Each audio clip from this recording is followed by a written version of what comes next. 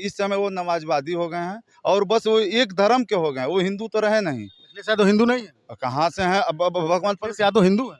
हमको तो नहीं लगता है। कहाँ से नहीं लगता है आपको? हर जगह तो वो नमाजवादी वाला काम करते हैं, हिंदू का कोई त्योहार हो उसमें तो वो अधिकतर वो गायब रहते हैं। अखिलेश यादव यादव समाज से आते हैं, हिंदू समाज में। लगते नहीं, यादव समाज के होते तो वो ऐसी उनको गाय के गोबर से दुर्गंध आती है तो कैसे में। तो वहाँ पे जो हुआ था तो तब भी तो भाजपा की सरकार थी। सन्नी भैया के शरीर की स्थिति आपने देखा होगा सोशल में, क्या स्थिति थी और कैसे हुई हो आपको भी पता है। वीरू भैया की स्थिति आपको देखे थे, उपेंद्र राणा भैया का भी हाथ टूटा था, वीरू भैया का पैर फ्रैक्चर था। तो आप एक चीज, किसके वो पुलिस की लाठी से ही ना टूटा था, तब भाजपा की सरकार नहीं थी। योगी आदित्यनाथ पे हमलावर लगातार हो रहे हैं वो लोग कि सरकार के इशारे पे काम किया जा रहा है, चूंकि भाजपा नहीं, एक जाति विशेष को लेके वो टारगेट। देखिए, आपको एक चीज़ मैं बता रहा हूँ, जब ये विशाल सिंह हत्याकांड देवरिया में हुआ था, 1 महीना तक मैं घर पे हाउस अरेस्ट था। सरकार तो भाजपा की थी ना।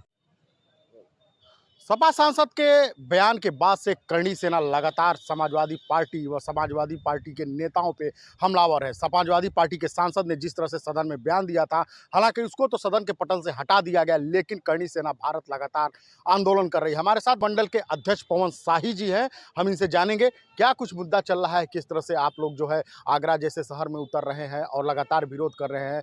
समाजवादी पार्टी कह रहे हैं दलितों पर अत्याचार है। तो ये दलितों पे अत्याचार कहाँ हो रहा है, वो तो सांसद हैं, सांसद के ऊपर कहाँ अत्याचार हो रहा है।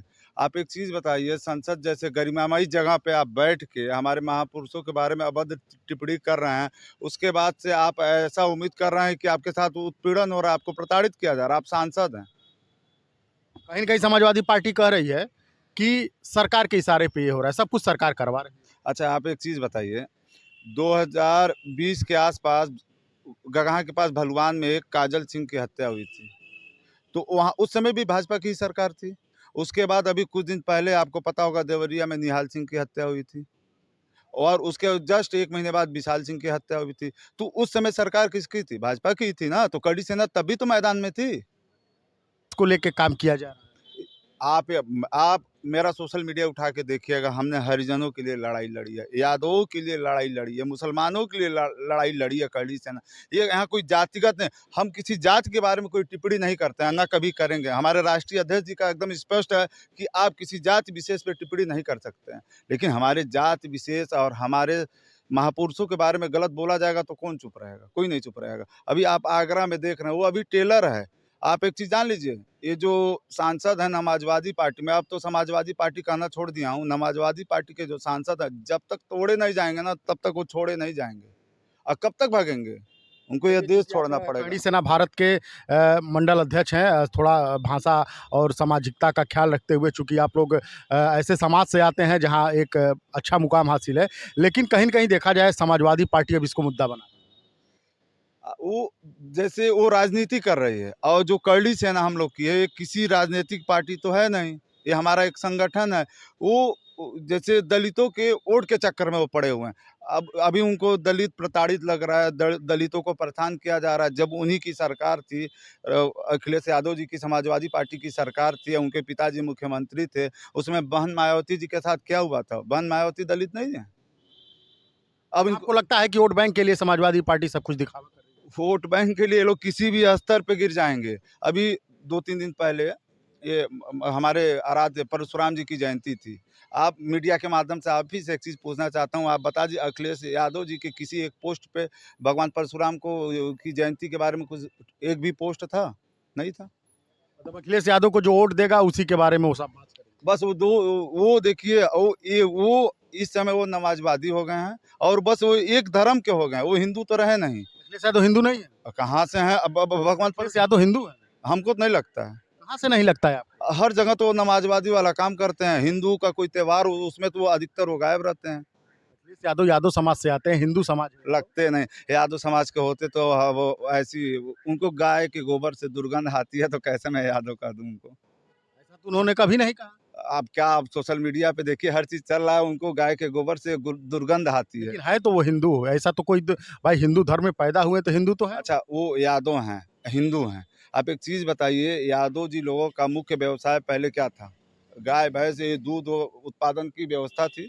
अब वहाँ से यादव जी को, अखिलेश यादव जी को दुर्गंध आती है, उनको परफ्यूम से खुशबू आती है, गोबर से दुर्गंध आती है, तो कैसे वो यादव हो गए? परफ्यूम भी तो सर्व समाज के लोग लगाते हैं, हाँ, लगाते हैं, मैं भी लगाता हूँ, आप भी लगाते हैं। भी परफ्यूम से खुशबू तो आती जैसे है। अभी हमारे यहाँ, जैसे मैं हिंदू धर्म का हूँ, हमारे यहाँ कोई भी शुभ काम होता है तो गाय के गोबर का इस्तेमाल होता है। तो लेकिन हमको दुर्गंध नहीं आती है। यादव जी को दुर्गंध आती है, तो इसमें दिक्कत तो है ना, वो हिंदू नहीं है, वो नमाजवादी पार्टी, वो समाजवादी पार्टी जो थी अब नमाजवादी पार्टी हो गई है। ऐसा क्यों कह रहे हैं आप? जब वो नमाजवादियों वाली बात करते हैं, उनके जो हितैषी हैं, बाबर हैं, औरंगजेब उनके हितैषी हैं, तो वो नमाजवादी हैं और वो हिंदू नहीं हो सकते। अखिलेश यादव लगातार ये आरोप लगा रहे हैं कि करणी सेना जो कर रही है वो सरकार के इशारे पे कर रही है। अ, आ, मैं आपको पहले दिन से प्रकरण बता रहा हूँ। 26 तारीख को हमारे राष्ट्रीय अध्यक्ष वीर प्रताप सिंह बीरू भैया जी, राष्ट्रीय वरिष्ठ उपाध्यक्ष सन्नी भैया जी और राष्ट्रीय अध्यक्ष छत्तीसगढ़ी सेना का उपेंद्र राणा भैया आगरा गए थे। तो वहाँ पे जो हुआ था वो तो तब भी तो भाजपा की सरकार थी। सन्नी भैया के शरीर की स्थिति आपने देखा होगा सोशल में, क्या स्थिति थी और कैसे हुई हो आपको भी पता है। बीरू भैया की स्थिति आपको देखे थे, उपेंद्र राणा भैया का भी हाथ टूटा था, बीरू भैया का पैर फ्रैक्चर था। तो आप एक चीज, किसके वो पुलिस की लाठी से ही ना टूटा था, तब भाजपा की सरकार नहीं थी। योगी आदित्यनाथ पे हमलावर लगातार हो रहे हैं वो लोग कि सरकार के इशारे पे काम किया जा रहा है, चूंकि भाजपा नहीं एक जात विशेष को लेके वो टारगेट। देखिए, आपको एक चीज मैं बता रहा हूँ, जब ये विशाल सिंह हत्याकांड देवरिया में हुआ था, 1 महीना तक मैं घर पे हाउस अरेस्ट था। सरकार तो भाजपा की थी ना। मैं ठाकुर हूँ, तब भी ठाकुर था, अब भी ठाकुर हूँ। अगर मैं क्षत्रिय कुल में पैदा हुआ तो ये मेरे लिए गर्व की बात है। और बाकी किसी भी बिरादरी के बारे में मुझे कुछ गलत कहने का अधिकार नहीं है। लेकिन देखिए, सरकार किसी की भी हो, चाहे वो भाजपा की हो या सपा की हो, किसी की भी सरकार हो, अगर गलत किया जाएगा तो उसका विरोध करड़ी सेना आजीवन करती आई है और आजीवन करती रहेगी, शुरू से लेकर अंत तक। सरकार किसी की भी रहे अगर गलत करेगी तो सरकार को भी आप विरोध का सामना करना पड़ेगा। अरे विरोध किया हमने, आप देवरिया में हैं, आप आपके माध्यम से भी चल रहा था, आपके न्यूज़ चैनल पे भी चल रहा था, निहाल सिंह की हत्या हुई थी, तब भी तो भाजपा की सरकार थी, भाजपा की थी। विशाल सिंह की हत्या हुई, तब भी भाजपा की सरकार थी। 10-10 इनकाउंटर हम लोग देवरिया में बैठ के किए। आप ये लोगों ने किया इनकाउंटर? बैठ के करवा, हम लोगों ने नहीं किया, लेकिन हमने वहाँ इनकाउंटर आपने कहा कि बैठ के करवाया, तो क्या सरकार तो सही है, और क्या, हमारा दबाव था तब इनकाउंटर हो गया। और भी हत्याएं होती है, क्यों नहीं हो जाता है। करड़ी सेना अगर वहाँ पहुँच गए, हमारा राष्ट्रीय अध्यक्ष वीरू भैया पहुँच गया, तो इनकाउंटर होना है तो होना है। काजल सिंह हत्याकांड बलवान देख लीजिए, इनकाउंटर, अपराधी मारा गया कि नहीं मारा गया। अब वहीं पे देख लीजिए निहाल सिंह का है, आप आपके माध्यम से भी चल रहा था, आपके न्यूज़ चैनल पे भी चल रहा था, निहाल सिंह की हत्या हुई थी, तब भी तो भाजपा की सरकार थी, भाजपा की थी। विशाल सिंह की हत्या हुई, तब भी भाजपा की सरकार, हमारा दबाव था तब इनकाउंटर हो गया। और भी हत्याएं होती है, क्यों नहीं हो जाता है। करड़ी सेना अगर वहाँ पहुँच गए, हमारा राष्ट्रीय अध्यक्ष वीरू भैया पहुँच गया, तो इनकाउंटर होना है तो होना है। काजल सिंह हत्याकांड बलवान देख लीजिए, इनकाउंटर, अपराधी मारा गया कि नहीं मारा गया।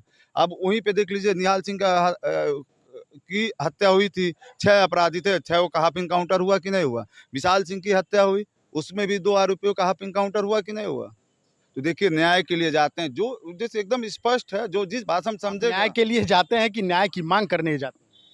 अब दोनों एक ही। अब देखिए, न्याय तो होना चाहिए, चाहे किसी के भी साथ हो। अगर हत्या हुई है, अब आप एक चीज बताइए, कैसे कोई किसी की हत्या कर देता है। उस परिवार पे क्या, निहाल सिंह अपने माँ बाप का इकलौता औलाद था, उनकी 2 बहनें। विशाल सिंह अपने माँ बाप का इकलौता लड़का था, उसकी 1 बहन। अब ऐसे लोगों को कुल का दीपक बुझा दिया गया, तो ऐसे अपराधियों को जिंदा रहने का कोई अधिकार नहीं है, उनको ऊपर ही जाना चाहिए। मैं अभी वो जेल में है, मैं महाराज जी से निवेदन करूंगा, गोरखपुर उत्तर प्रदेश के डीजीपी से निवेदन करूंगा कि इनका फुल इनकाउंटर होना चाहिए। अच्छा ये बताइए कि अब आगे की क्या रणनीति है? अब तो देखा जाए कि समाजवादी पार्टी भी हर जिला मुख्यालयों पर धरना देने लगी है। कल भी उनका सब गोरखपुर में धरना हुआ था। आप लोग जो है अब इस लड़ाई को कहाँ तक लड़ेंगे? देखिए, मैं आपको एक चीज़ बता रहा हूँ, समाजवादी पार्टी के जितने भी कार्यकर्ता हैं और उनके राष्ट्रीय अध्यक्ष हैं, उनके सपने में करड़ी सेना आती है, ये दहशत है करड़ी सेना का, और ये धरना देते रहें। देखिए, एक ही उपाय है कि ये करड़ी सेना शांत होगी, कि राम जी लाल सुमन जो ये सांसद है, इसको तभी बख्शा जाएगा कि वो वहाँ पौराड़ा सांगा जी की समाधि स्थल पे पहुँच के वहाँ पे माफ़ी मांग ले, और तभी उसका भलाई है। कहाँ तक भगेगा। देश बहुत बड़ा है, हम लोग भी बहुत हैं। क्या नाम पड़ेगा आपका? पवन शाही। पवन शाही जी करणी सेना भारत के मंडल अध्यक्ष थे। इनका साफ कहना है कि अब जब तक राणा सांगा के समाधि पे जाके माफ़ी नहीं मांगेंगे तब तक ये आंदोलन चलेगा और कहाँ तक भगेंगे, जहाँ तक भगेंगे तहाँ तक दौड़ाएंगे।